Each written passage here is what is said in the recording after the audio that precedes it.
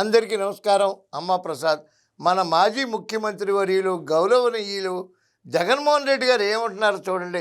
అసలు రాజధానే అవసరం లేదంట, దేశానికి మాత్రమే రాజధాని ఉంటుందంట, ప్రతి ఊరికి పేరు ఉంటుంది. రాజధాని ఉంటుంది తప్ప రాష్ట్రాలకు రాజధాని అనేది కాన్స్టిట్యూషన్ లో లేదు. Only seats of governance.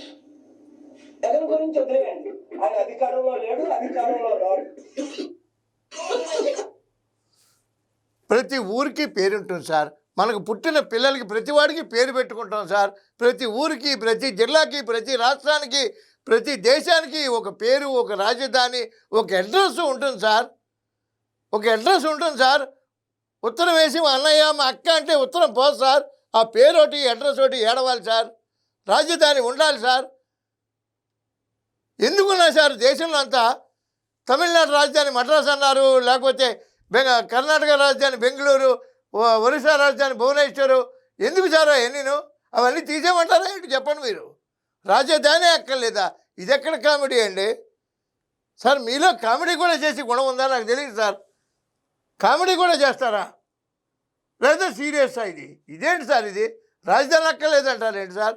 ప్రజలు నవ్వుకుంటారు సార్, నవ్వుకుంటారు సార్. సార్ గౌరవంగా మాట్లాడండి సార్, దయచేసి గౌరవంగా మాట్లాడండి సార్.